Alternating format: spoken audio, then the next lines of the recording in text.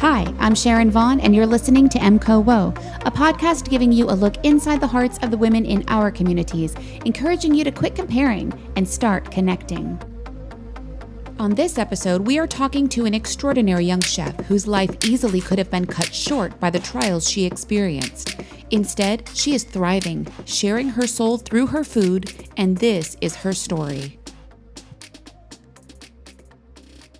Hey everybody, we're here today with Annie Carroll, and I'm really excited for her to share her story because she's got a lot of really interesting things to say, and we'll just jump right into it. Annie, hi.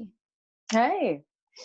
So just to start off, I know a little bit about you, but if you could just start by just sharing a little bit about yourself with the people listening to this podcast, that would be great. Yeah, absolutely. I'm born and raised Destin, Florida. I went to Destin Elementary School and graduated from Fort Walton Beach High School. I started working at Dewey Destin Seafood probably before the state of Florida wanted me to. And so they did a lot to raise me as well. I worked for the Destins for about 10 years and learned a lot about the restaurant industry and about food and about seafood. I moved on to Jacksonville to go to school and worked there at a upscale burger place, and then was a sous chef at a German restaurant for a little while. And I came back to Destin and worked in Destin for a little while, was a GM. And then I decided to do something for myself. And I started this business last year. That's amazing because I hope you don't mind me saying you're 28?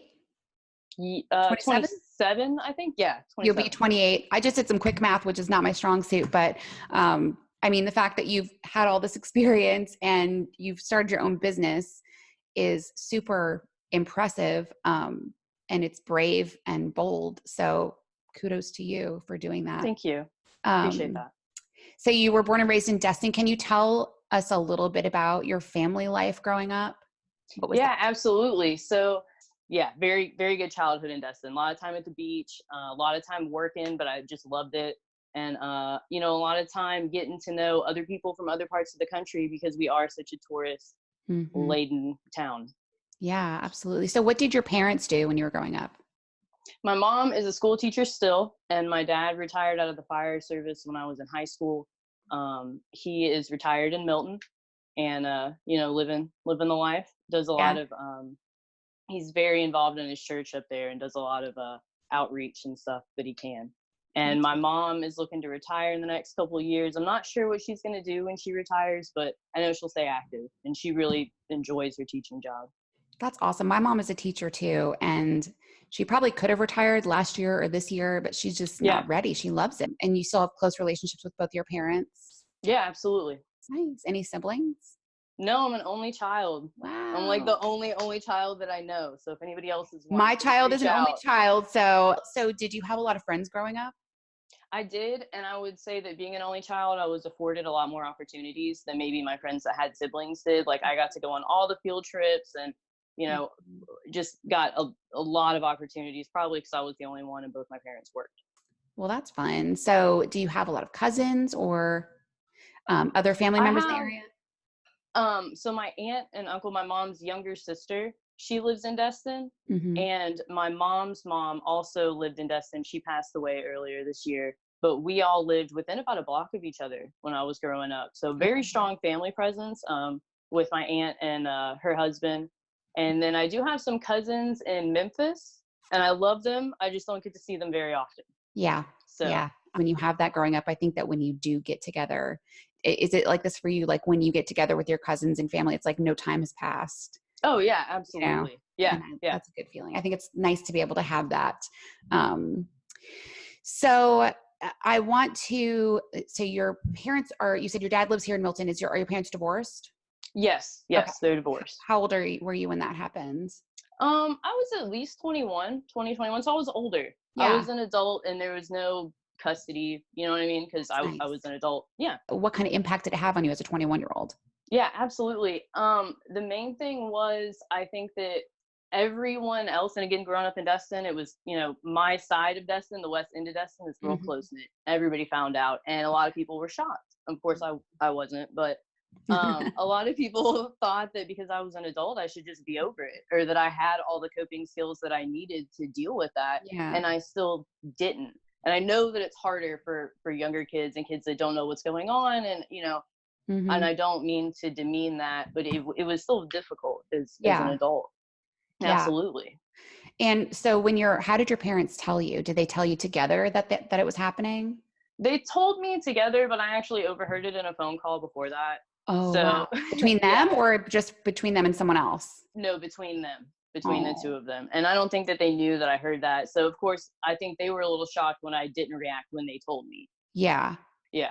So they were like, did you know this? But then again, you grew up with them. So if there Right. were obvious causes for it, then you probably were like, oh yeah, okay, this is probably good for both of you guys. Yeah, absolutely. And it was it definitely got worse before it got better, but I can say now, like, I have a healthier relationship with both my parents than I ever have, or I ever could project as an adult and having parents. Yeah. So, we're all I think the biggest thing is knowing that I love them and they love me, but they cannot love like everything that I do every day. You know Yeah. what I mean? But That's, we're all adults. We all are our own people and we all love each other. So yeah. They say that we become who we are because of our parents or in spite of our parents. right. Do you have one of those? Do you know if you are what you are in because of or in spite of? Both, Yeah. because my parents are human and I got to see the good and bad of them. So I got to see that they're, the things that they were really good at and the things that they weren't really good at. And I was able to say, well, I'm not going to do those things that way. Yeah. So both, both. That's high emotional intelligence right there to be able to take that and not let it destroy you, because then sometimes you are thinking almost neurotically, right? Like my mother does this. I don't want to do that. And I'm going to, micro criticize myself anytime something close to it happens. Yes. But instead being productive about it and saying like, hey, these are the good, the bad, the ugly. And I'm just going to, morph it all into the lesson that I need to become who I want to be. How old were you when you went to Jacksonville? That was like 2015. I just graduated from Northwest Florida with my AA degree. Okay. And I was 23 or 24. So what was it like for you living there? Did you know anyone else there at the time? I didn't. So my mom drove me over there and stayed the night. I got an apartment right outside of the of UNF's campus. And she stayed the night and then she drove home the next day. And then I was in Jacksonville all by myself. Wow. Yeah. So it was very exciting. I think Jacksonville is a good stair step between Destin and a bigger city like, Atlanta or New York or something like that. And for the first 2.5 years, I loved it. I did a lot. I was going to school for public relations, but I thought I wanted to be a journalist. Uh-huh. So I took some journalism classes because it was in the same track that I was. And I quickly realized that I am a Southern girl and I learn manners and I don't want to ask people questions that make them uncomfortable. And that's what a good journalist does. And I just never was comfortable asking questions about money or, very direct when I got the feeling that the person didn't want to answer it, but I knew my editor wanted the answer to this question. I wasn't good at finessing it out of the person. So I realized that's not what I wanted to do. And the more I had, some internships in the PR track. I interned with a PR rate or a NASCAR race team in St. Augustine. That was very interesting. Yeah. And then I turned my job at the burger place into an internship at the main office for public relations as well.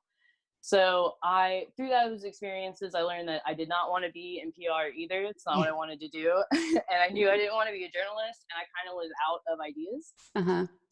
So by the third year, I was very lost and fell off into just things that got my mind off of the fact that I was lost. And I didn't know what to do. I knew that my parents were tapped out for money on college. I didn't have to get student loans or anything. I didn't know how to do that. I was overwhelmed. A lot of my peers had just debt that I knew I couldn't ever deal with. And I didn't want to start now and take a gamble on something that I didn't know if that's what I wanted to do or not.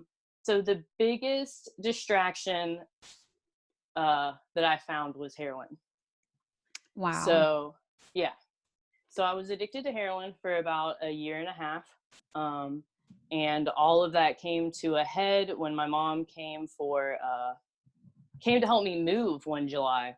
And she found out and quickly uprooted me, called my dad, and they moved me back to Destin. And I did not go to rehab, but I did start therapy, and I detoxed 100% on my own. And Incredible. yeah, haven't picked that up since. I've had some hiccups in the road, and I would argue that I did have a problem with heroin, but heroin was not my biggest problem. Okay. So until I addressed the causes of why I chose to pick it up the first time, it was going to, that pattern was going to keep replicating itself with other drugs, with alcohol, with men, with working out, with shopping, with anything that I could do to feel the same way, Yeah. feel the same way. Before that, did you have a problem with substances? Okay. Yes, but they were more lighthearted. So how did you progress from being stressed out, feeling alone and lost in school to heroin? So uh, I didn't have another answer for school. So that was just kind of a constant worry and constant stress that had no end to it. And by the same time, I'm still getting all this pressure from my parents and from other people, my peers, to graduate and get a job. And I just knew, if I'm not happy now, I'm not going to be happy in that. So at the same time, I had a relationship with somebody, and they had a problem with it before. Okay. And we were doing other things together. And we had talked about it, and we talked about it probably just casually for like a month and a half, trying it.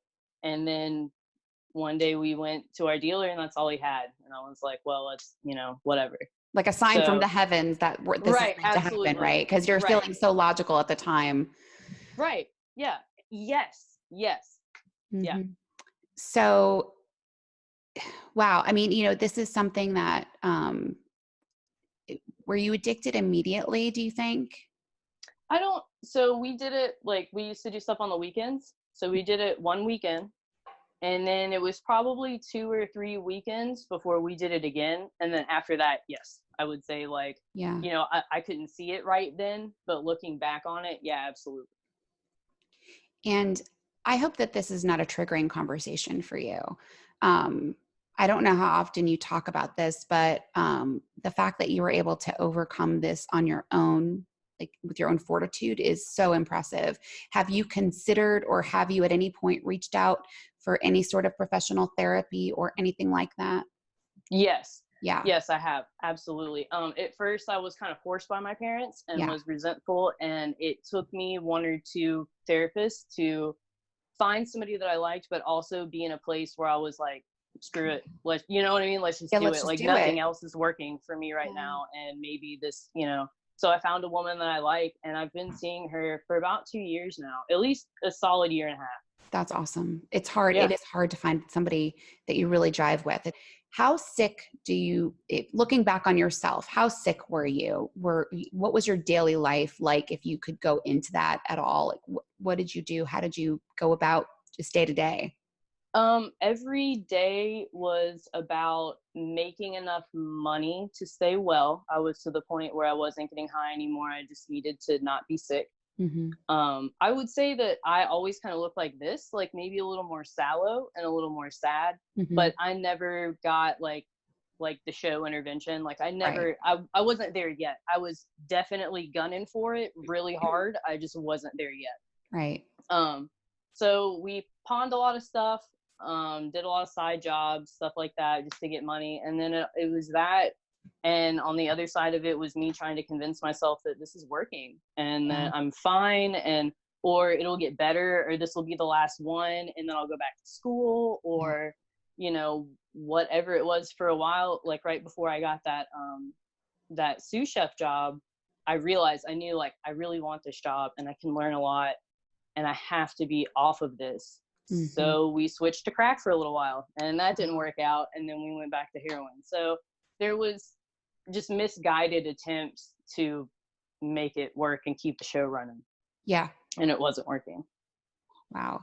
It's really interesting to hear from your perspective, because I don't think that people realize that as much. If you know someone that's addicted to drugs of any kind, really, you kind of just assume, oh, they have a problem, they should know they need to fix it. But it changes your brain, and your brain can't understand at that time that's what you have to get rid of in order to fix it. It thinks that's what you need more of.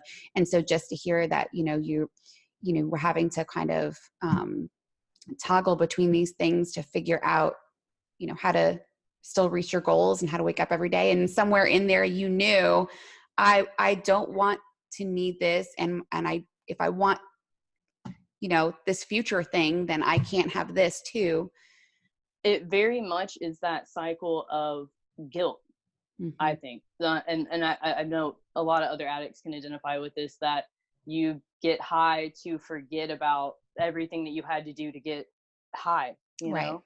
Yeah. So aside from the stresses of just not knowing your place and feeling maybe that you were, I don't know if you felt like you were burdened on your parents or if you just didn't. Oh, absolutely.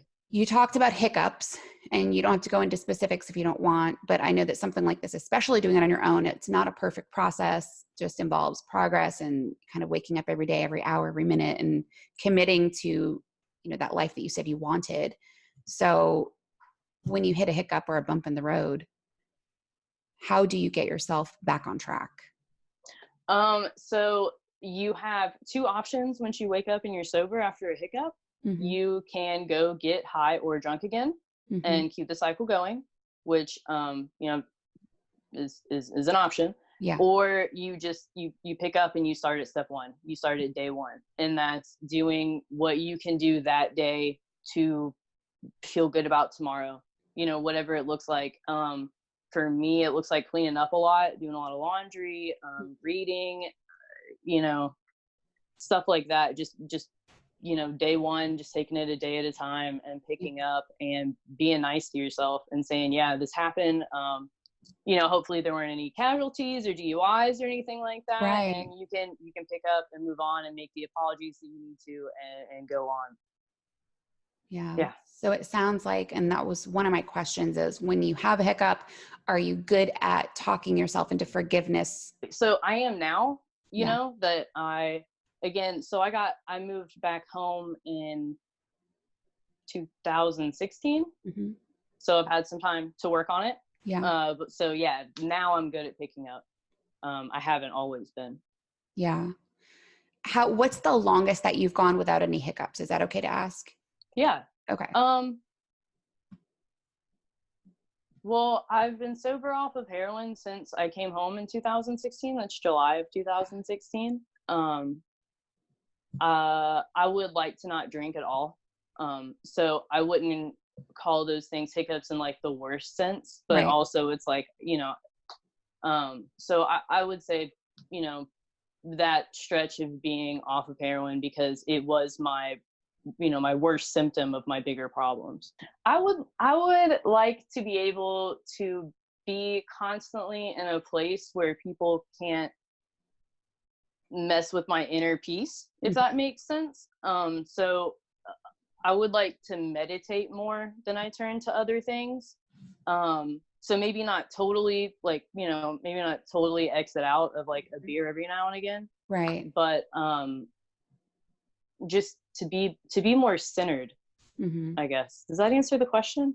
Yeah, no, it really does. Because okay. I mean, I think that there is also talking about presumptions and perceptions that, okay, well, if you were a heroin addict at one time or even an alcoholic or whatever you were, that, and I shouldn't say whatever you were, because that is not what you were. That is just right. a challenge that you dealt with, but that you can have zero interaction with substances, and I'm just using that broad term, like drugs, alcohol, whatever, right. In order to be clean and productive and to be successful at your recovery, I guess. And I don't necessarily agree with that, because I think that everything is different. It works with your brain differently, and every human being has such an individual fingerprint as to how they're affected by different things. So do you, on a regular basis, do you attend like support groups or meetings or anything like that? I'm in an online AA group. That's really cool. And it's women only. Yeah, it is very cool. And you can choose whether you want to share or not. It functions very much like a face-to-face AA group. We follow the 12 steps. There's baskets that shared all of everything that you would get in a room, AA group. So I do that. I'm down to about once a month seeing my therapist, and I read. I've got a friend that we read a lot of self-help books together. Okay. Do you have any good suggestions for me to put on my list? Because I love self-help. Yes, absolutely. Women Who Love Too Much by Robin. Oh, I can't remember her last. Maybe I'll Robin look it up. Mead. Yeah, Women Who Love Too Much. It at the beginning of the book it says that it's going to use female pronouns and stuff, but it's good for anybody to read. It really, I mean, I think everybody should have to read that book. It's just a really good book, and it really focuses on you can only affect your own happiness. And us as women, it's not our job to make other people happy. It's not our job to make our men happy when they have a hard day at work. It is not our job to cheer them up. They're adults. Everybody around you is an adult. It is their job to pick, So I need that book in my life. I really like the old school Dale Carnegie books, How to Win Friends and Influence People. Yeah. Well, I appreciate you being candid about your addiction, because I think that it's a huge success story that you're here now. And I know it's an ongoing story, and the book will continue to go on. You had mentioned to me when we talked prior to this about a retreat that you were working at, that not working at, but that you were kind of like, you were employed by the Mm-hmm. the retreat. Okay. So what I loved about, and what has resonated with me about that since we talked, is how you were almost accidentally inspired and affected by a group of strangers, and you weren't even really actively involved in the conversation.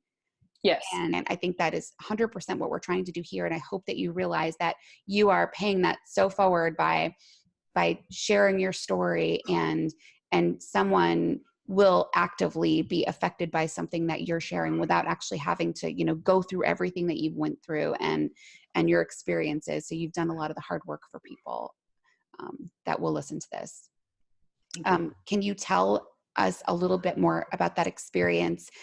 What kind of, why you felt like it affected you, the kind of things you heard, and what you brought out of that was a big change for you?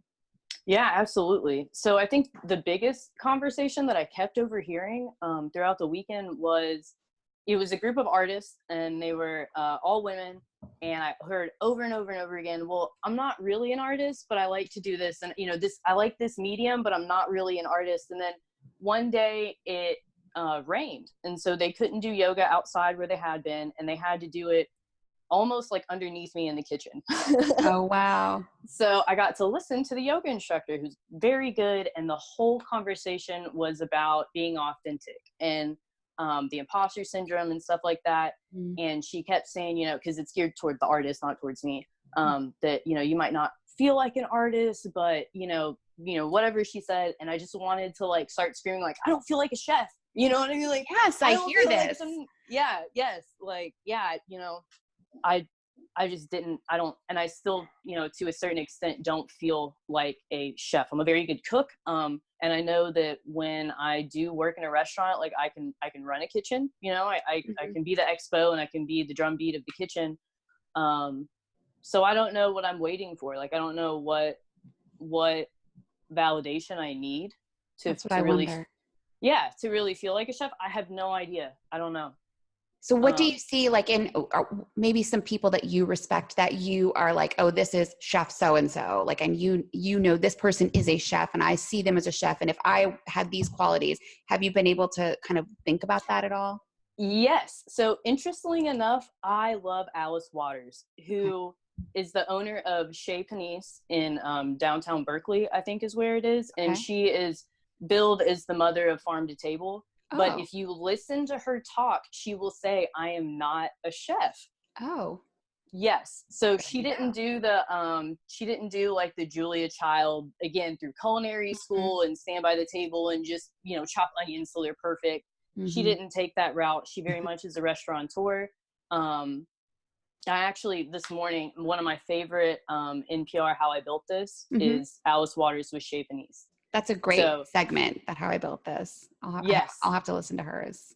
So that one, and then also the one about Vice with Soroush Alvi. I think I'm saying that right. It might not be. He also talks about being a heroin addict, and he is the first entrepreneur of a major company that I've heard say that. So when you hear this guy talk about that he is a successful entrepreneur, and that he also shared that commonality with you, does that give you hope? Does it motivate you? Oh, 100%. Yeah. Yeah, absolutely. 100%. Yes. I think that's incredible. And again, if you don't already get this, that's the same thing that you're going to be doing for people. Um, that's really fantastic. So I love that you talked about the imposter syndrome, because I think that I hear this a lot too. I mean, and even though you are a creative, you know, whether you want to call yourself a chef, a cook, a restaurateur, Right. you know, a private experience generator, whatever you want to call yourself, what you do has to involve art and creativity. And I think that's, you know, art is a universal thing for many, many action. There are so many examples. People say, oh, I'm not a runner. I'm not a writer. I'm not, you know, I'm not a good mother. I'm not all these things. We make all these statements about ourselves, but if we were saying good things about ourselves, maybe we would actually believe those too. Right. Do you talk to yourself? Oh yeah, have to. Yeah. Tell me about how the conversation starts with yourself, and then how do you flip it? So scrolling through Instagram, first of all, my food, I know, yes.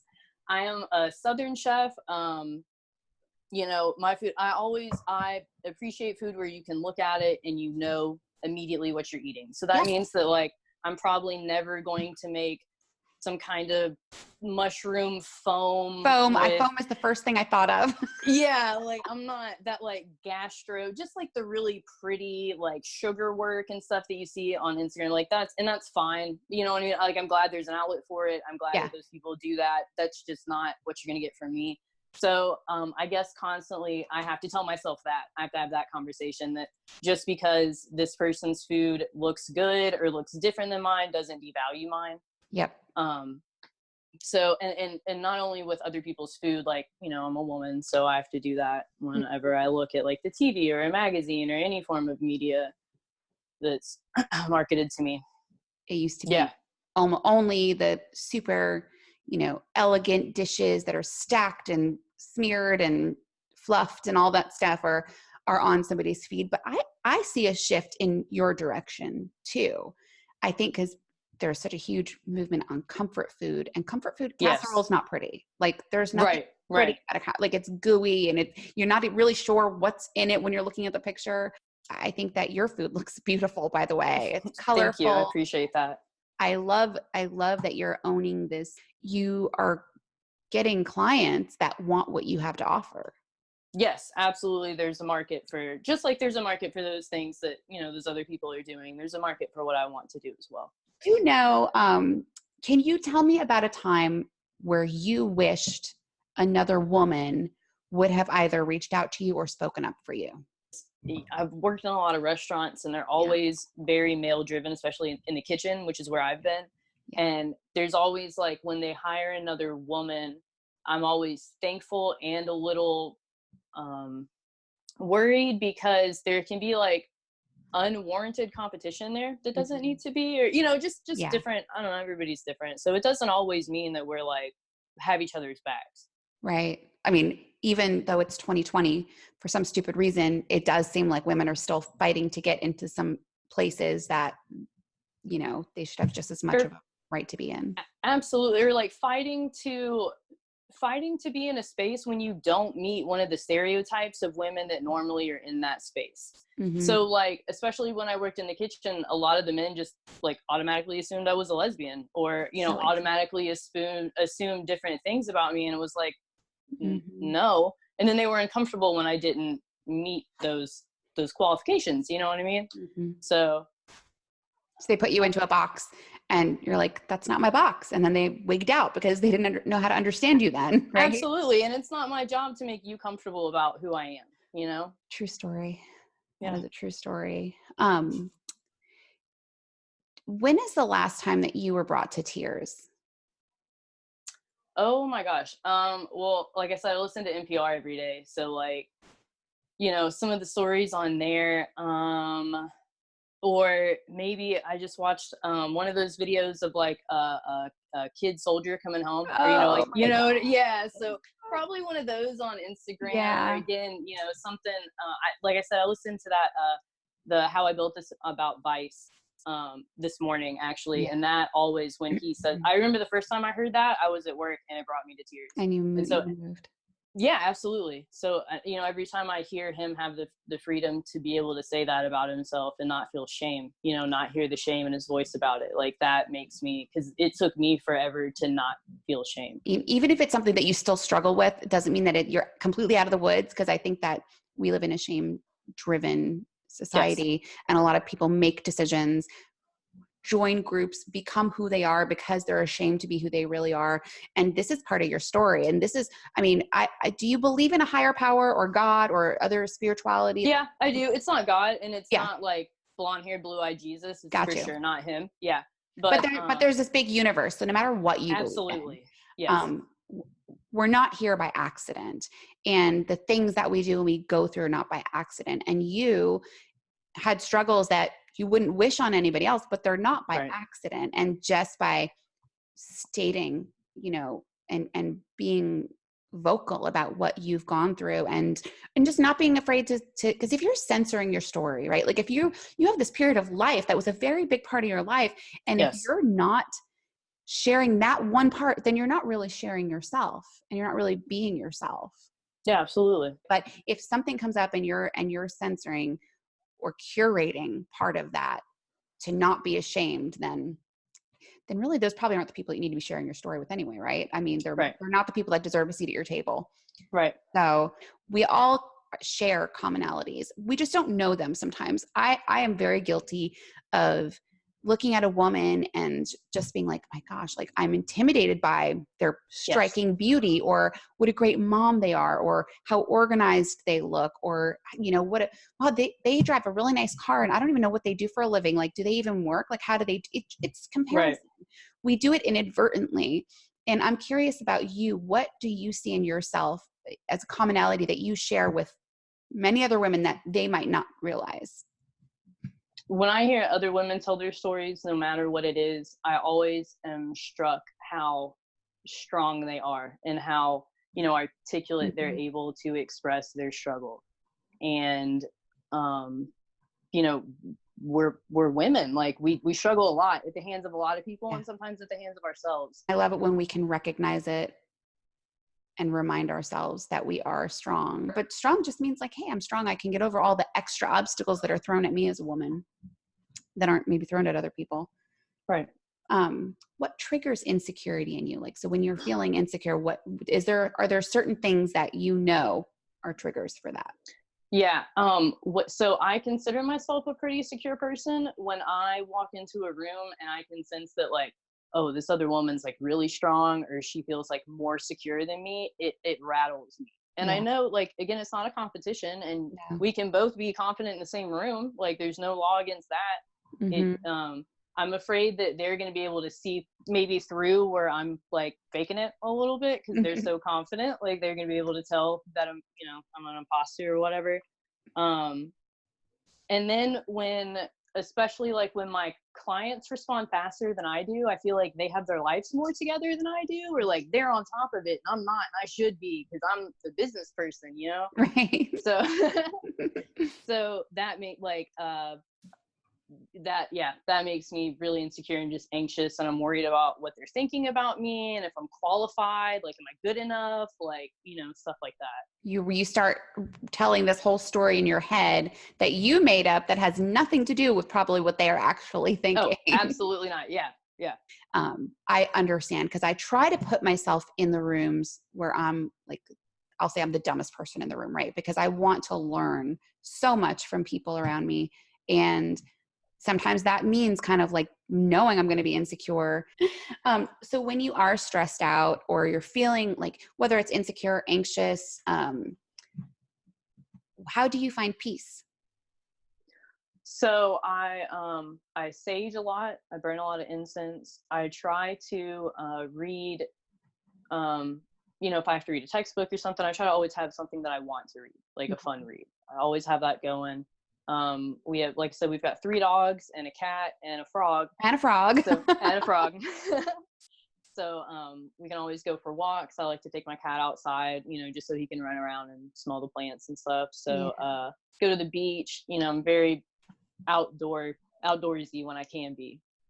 That is medicine. Right. Yeah.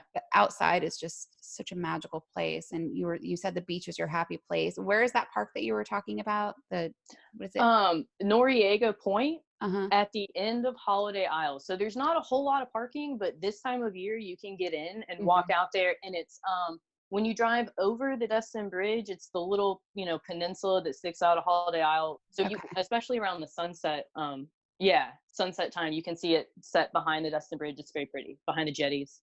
And do you just go there and you just breathe, or do you like to write? So that's where I went and planned my business. I got off work every day and I would drive over there and sit on my blanket, and I wrote out menus and I wrote out a business plan and, started Instagram posts there and stuff like that. So now I go and just sit and kind of be cathartic. But before I went there, and that's like where my business came from. But how the idea came about was my best friend came up from Orlando for my birthday, and her mom came with her. And I had just quit one of my jobs, and I again was kind of finding myself lost, and she was asking me what I wanted to do. And she said, if money wasn't an issue, what would you want to do? And I said, well, cook for people. And so that's actually where the idea came from. So over the course of that night, we actually kind of because they had opened other businesses. They own, or they used to own, I don't know if they still do, own a lot of properties in the McDonald's in the Destin area. Okay. So her parents are very entrepreneurial. So she kind of told me, she was like, well, if you just print 100 business cards and go put them in condos, you could probably have a business. Because, moving from Jacksonville, I cooked a lot over there. And I moved into my mom's house. So we had 2 sets of everything for the kitchen. I already had all the equipment that I needed. So she actually gave me the encouragement to start everything. So that's where my business. She told you this is actually possible. Like if this is what you want to do, you can do this. Yes. That's so great to have a friend like that. Oh my gosh, I have to look up this quote that my friend sent me yesterday. It was really good. And I'm big on I put anything in front of my eyes that I think will do me some sort of good. And this was a really good one. It said, we need to hang around people that pour water on the fires of our fears and throw gasoline on the passions of our dreams. That's really good. That's a good one. I mean, it's not rocket science, right? It's true. It's what we know. And that you have that friend that was able to, and that you trusted to talk about something like this. Did you find yourself ever saying that, is this a dumb idea? Is it stupid? Maybe not is it stupid, because I think the idea itself is really good. And I, the person to execute this really good idea, can I do this? Yeah. A lot of that. Believes in you. Mm-hmm. So how long ago did you have your first client here locally?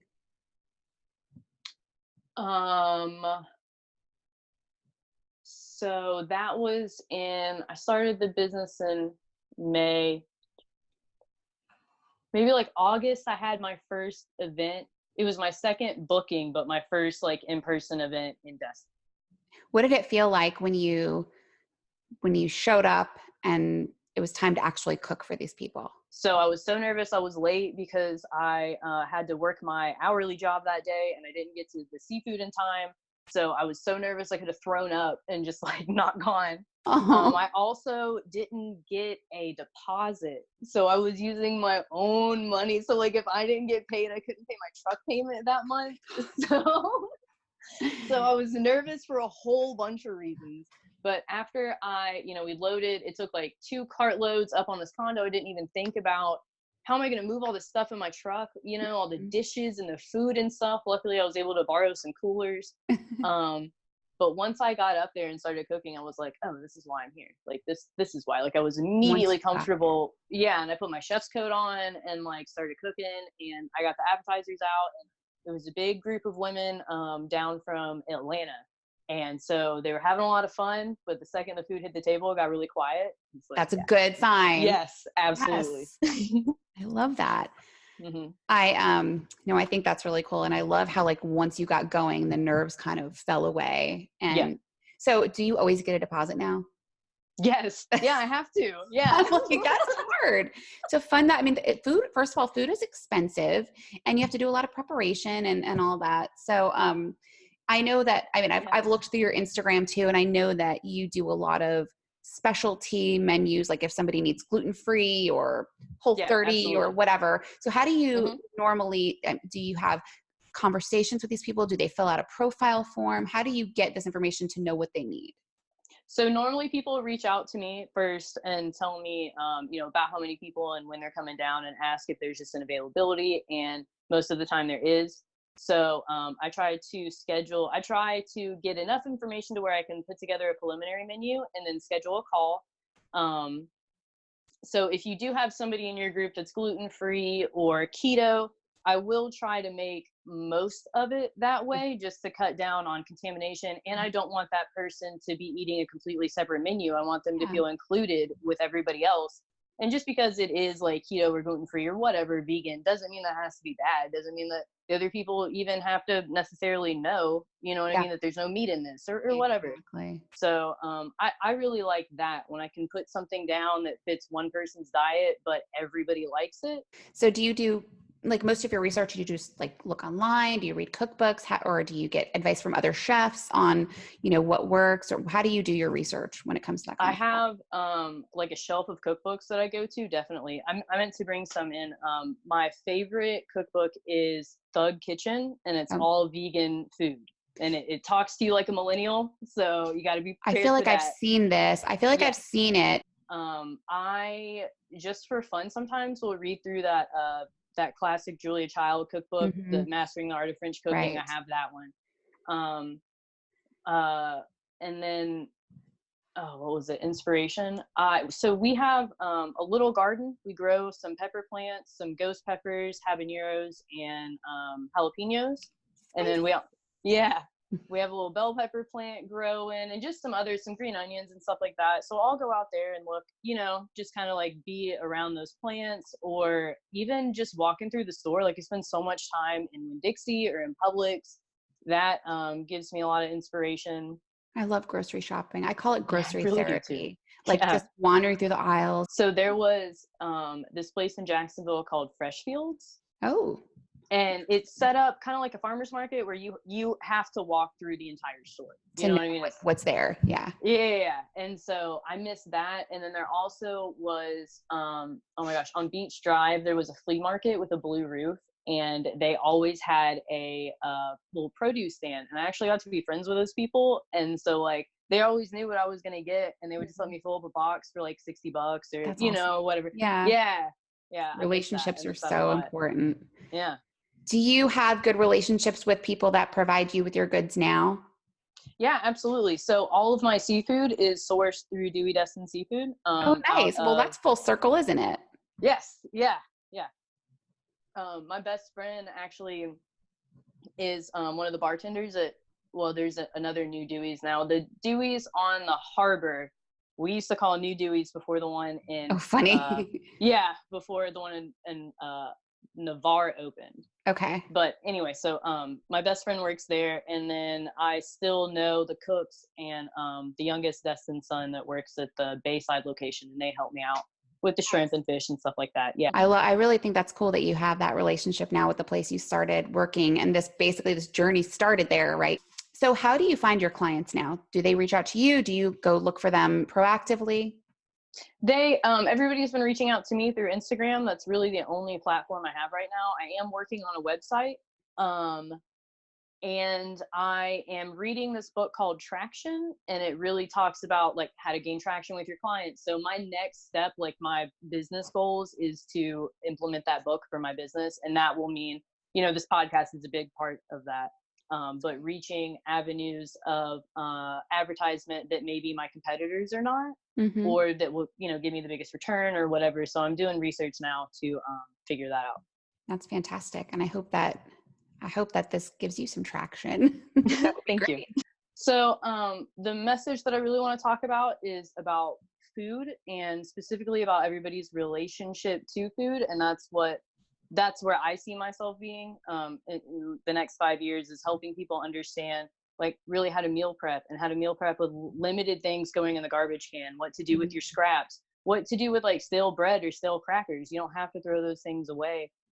Understanding the expiration dates, those little labels that are on all the food, all of those things mean something different. And I think that in the next 10 years, there's going to be like a standardization of all of those things. But right now, they don't all mean the same thing, and they don't always mean throw it out by this date or it's going to hurt you by this date. So talk about that a little bit, because I think that's something that could help everybody today. So give us a couple of examples of, absolutely. Says it's expired. Like my salsa says it expired today. Do I need to dump it in the sink? Right. So first of all, everything should get the smell test. And if it's puffy, just go ahead and throw it away. You don't even have to open it. So those things, obviously, if you see obvious mold on it, throw it away. Yeah. That's fine. So don't be dumb, in other words. Right. Yeah. Like a lot of things your mom told you. Yeah. So like those little stickers that say best buy, use by, sell by should really get that sniff test, because again, those things, those don't necessarily mean bad buy. Also paying attention to things that have to be refrigerated after they're open, storing things properly, freezing things that you don't think you're going to use right away. If you get a loaf of bread and you don't think you're going to use the whole thing, put it in the freezer and just toast it like you would normally. It's fine. Yeah. So stuff like that. Yeah. We recently stopped eating meat, or try to really limit our meat intake. So we are buying a lot of vegetables and a lot of produce. And I try to be mindful, especially when I was cooking a lot of meat, to be mindful of the animal that's given it its life for us to eat, to be mindful of the butcher, to be mindful of everybody in the process of getting this cut of meat from the animal to me. And now that we're eating a lot more produce, it hurts me to throw it away, because I know somebody, broke their kneecaps trying to bend over and pick this one jalapeno or this one tomato. And somebody that I cooked for kind of recently recommended this book to me, Fresh Fruit, Broken Bodies. And that's what I'm reading right now. And it's very much Broken Bodies. Yes. About that, just that people that, do repetitive destructive motions to their shoulders, to their knees, for us to have fresh produce at the store. Yeah, that's so great. I like what you said about being mindful about where your food comes from. So no matter what you're eating, I think that if that alone could really revolutionize people's relationship with food, because so many of us have unhealthy relationships with food for one reason or another. And then there's the whole waste thing. If those two things alone, if we just took the time to think about where it's coming from and how it's getting there, and before we put it in our mouth, that's a good statement. I have a couple of other questions for you. Okay. If you could only have 2 foods in your refrigerator for a whole year, only 2 things, what would they be? Okay. So if I just said lettuce, is that too vague?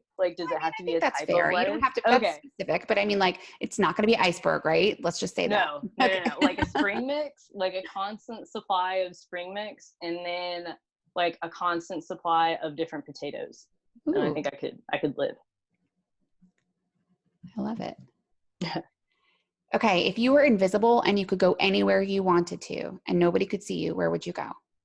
The White House. Ooh, get all the secrets. You knew that one right away. That was good. Are you a good dancer? No, not at all. So I can my parents made me take cotillion when I was younger. So I can jitterbug and waltz. Yeah. And foxtrot. I can do those things, but I can't do any conventional dances. But do you do it anyway? When nobody's watching. Do you have a favorite word? So I actually have 2 tattoos that are words, and one of them says acceptance and the other one is sovereignty. I love that. Sovereignty from what? Well, so sovereignty means that there's no government above another. So, when I got the tattoo, in my mind, I'm thinking, there's no man above me. Like no man's going to control me. What do you say when somebody compliments you? How do you react? I say thank you, and I try to immediately stop those things in my mind. They're like, well, she didn't really mean that. Or if she saw the whole picture, she wouldn't have said that. I try to immediately stop those thoughts in my mind. That's good advice. Good stuff. If today was your last day on earth, you knew for sure you were not going to wake up tomorrow, what are 3 things that you would do? Okay, I would go to the beach. If I could find a way to quickly go to another country and try some food, I would. Literally any country would be cool. Okay. and I would probably have a long conversation with my parents. Don't leave things unsaid, right? Yeah. Well, I hope that even though tomorrow will not be your last day on earth, that you will do some of those things ASAP, because we all know it's not promised. Right. What is your love language? Food. Mm. And is that how you like to receive love too? No. So like I cook all our meals at home and I like it that way. Like when my boyfriend's in the kitchen, I'm like, that's your thing. Can I get you something? Like, can I help you? Yeah. Yeah. So no, I like to be like, I know how to change the oil in my car, but I don't want to, you know? And I know how to change a tire, but I don't want to. Yeah. So, so it's nice to have somebody that's willing to do those things for you. Yes. Happily. Yeah. My last question really it goes back to that thing I text you before we started talking. I hope you've had a chance to think about it. And if you were walking around Destin, your hometown, wearing a T-shirt that would tell everyone that sees it, everything they need to know about you, everything that you want them to know about you, who you are as a person, what does that T-shirt say? So it would probably be a mix of, give me a second, I'm anxious, and something very pro-woman. You know what I mean? Like, yeah. I have a tattoo of the woman symbol with a fist inside. Okay. Because your feminism has to be intersexual to be feminism. Mm-hmm. So something like that. I think that it is so important as women that we all just know that we're all in the same boat. There are so many people that suffer from anxiety. I mean, I think that it would blow people's mind. People that are so caught up in their own anxiety, thinking like, oh, nobody knows how I feel. Like I'm going through this. Right. I can't let them know how anxious I am. So many people have anxiety. And even if it's not chronic, people are triggered in different ways to become anxious. And so it's a badge that people wear sometimes as like a badge of shame. Like I'm anxious. That must mean I can't handle things. I don't have it together. So I really like that one. And then the pro woman, we have to stand up for each other. We have to speak up for each other. We have to talk to each other. And that's Absolutely. What we're doing here. We're just talking to each other, letting people know that, like you think you're just a normal person. You're not. Everybody is a special person. Every woman has something that another woman wishes they had. But at the end of the day, we don't have to, we don't have to be jealous of each other. We don't have to compare ourselves to each other. We don't have to be intimidated by each other. We can lift each other up. We can admire each other and praise each other and say like, hey, you've got something that I want to learn how to do. Can you teach me? Instead of being afraid and lashing out and being girling and things like that. So I really appreciate your time today. You said you're working on a website. What's the best way right now if people want to reach you, know more about your story or hire you? How would people do that?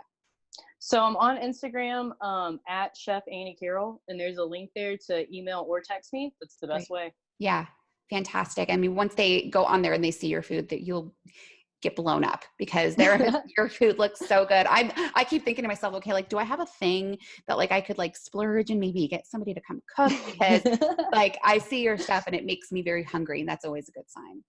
Good. Yeah. Well, I am so thankful for you, your openness and your honesty, your authenticity, and your sharing of you with everyone that's listening to this podcast, Annie. Thank you. I appreciate the opportunity. Thank you for listening to the MCOWO podcast. To learn more, follow us on Instagram and Facebook at Emerald Coast Women and visit us on the web at mcowo.com.